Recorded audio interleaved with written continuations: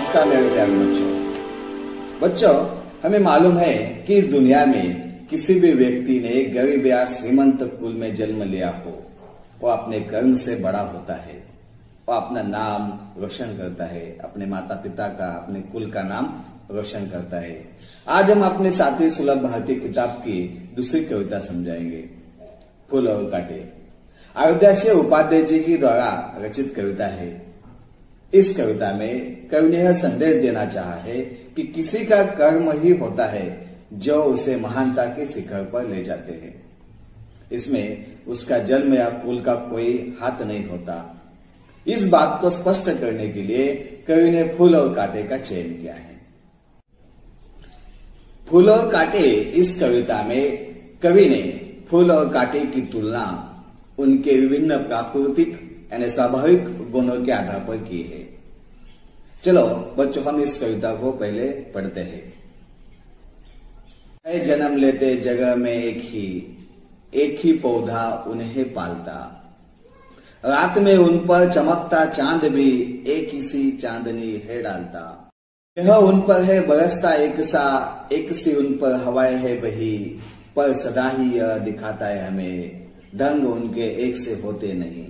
छेद कर काटा किसी की उंगलियां, फाड़ देता है किसी का वसन, प्यार डूबी तितलियों के पर कतर, भोर का है वेद देता शाम तन। फूल लेकर तितलियों को गोद में, भोर को अपना अनूठा रस पिला, निज सुगंध और निराले रंग से है सदा देता कली जी की खिला।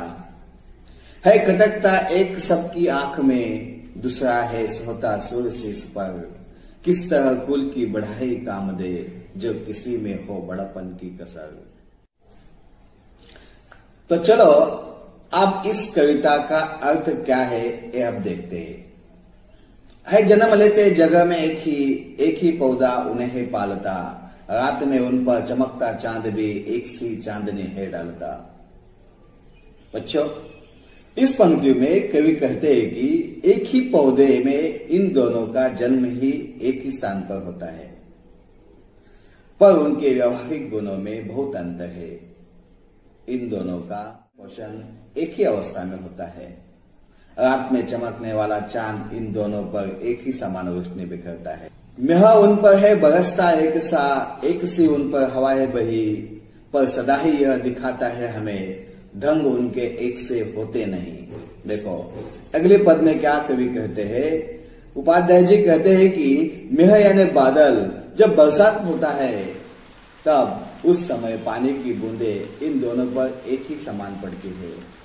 हवा का सद्व्यवहार इन दोनों के प्रति एक ही जैसी है, पर इनके गुणों में जमीन आसमान का फर्क है। इतना सरल तरह से भाव कवि ने प्रकट किया है। अगले पद में क्या कहते हैं देखते हैं। कवि आगे कहते हैं कि छेद कर काटा किसी की उंगलियां, फाड़ देता है किसी का वसन, प्यार डूबी तितलियों के पर कतर, भोर का है वेद देता शाम तन। देखो कितना अच्छा और सरल भाव कवि ने प्रकट किया है। कवि कहते हैं कि देखो कांटे उंगलियां में चुभते हैं, ए किसी के वर यानी श्रेष्ठ सुंदर या बहुमूल्य वसन यानी वस्त्र होते हैं, वो उसकी भी परवाह नहीं करता, वो उन्हें भी काटते हैं, फाड़ते हैं। प्यारे प्यारे मनोहर तितलिया के पंख को काट देते हैं एवं जीर्ण शीर्ण कर देते हैं। ये भोर यानी भोरा को भी वेद यानी घायल कर देते हैं, वे उन्हें भी नहीं छोड़ते। जो पराग रस पाने के उद्देश्य में फूल पे मंडराते हैं, पर कांटे उन्हें भी घायल कर देते हैं। अगले पद में कवि जी कहते हैं कि फूल लेकर तितलियों को गोद में, भोर को अपना अनूठा रस पिला, निज सुगंध और निराले रंग से है सदा देता कली जी की खिला। कवि जी कहते हैं कि इन सभी अवगुण के विपरीत अवस्था में मौजूद फूल का स्वभाव बहुत ही अच्छा है एवं सराहनीय होता है। फूल तितलियों को अपने गोद में बिठाते हैं तथा भोर को अपना पराग पान कराते हैं। अपने आकर्षक रंगों से यह सदैव दूसरों को प्रभावित एवं आकर्षित करते रहते हैं।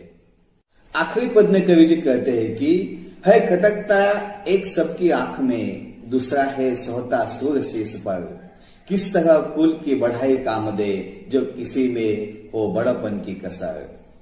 देखो आखिरी पद में कवि जी कहते हैं कि फूल फूल ये आदर्श एवं सुख प्रदायक के प्रतीक सर्वगुण संपन्न है। ये सर्वप्रिय तथा देवताओं के शीश पर नैवेद्य पूजा के रूप में चढ़ाए जाते हैं। ये हमारी सद्भावना एवं निष्ठा के प्रतीक है।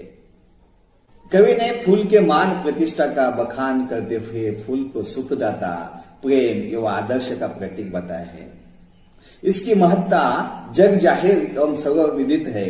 इसके सुगंधित एवं निराले आकर्षक रंग से सभी प्रभावित होते हैं, जबकि कांटे जो एक ही पौधे से जन्मा फूल के स्वभाव से बिल्कुल अलग थलग है।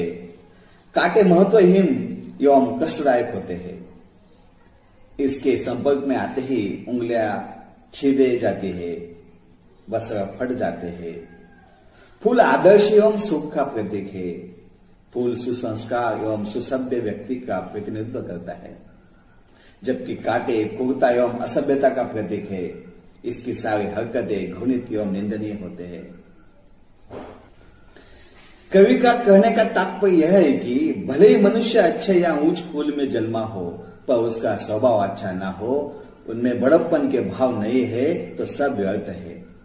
मनुष्य की महत्ता एवं उसकी सच्ची पहचान उसकी सद्गुण एवं व्यवहार से होती है, न कि ऊंचे कुल में जन्म लेकर घृणित कार्य करने से।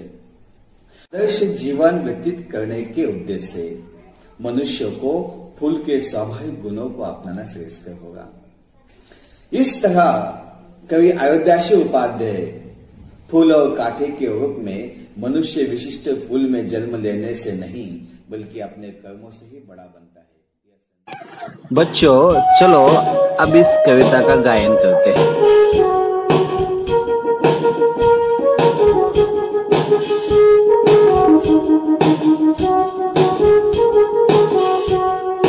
जन्म लेते जग में एक ही पौधा उन्हें पालता है। जन्म लेते जग में एक ही पौधा उन्हें पालता।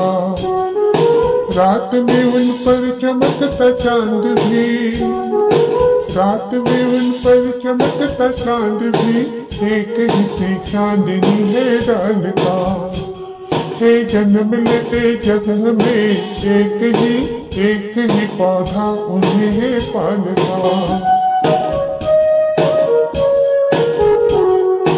मेह उन पर है बरसता एक सा, एक से उन पर हवाएं है बही। मेह उन पर है बरसता एक सा, एक से उन पर हवाएं है बही। पर सदा ही यह दिखाता है हमें, पर सदा ही यह दिखाता है हमें, ढंग उनके एक से होते नहीं है। जन्म लेते जगह में एक ही पौधा उन्हें पालता।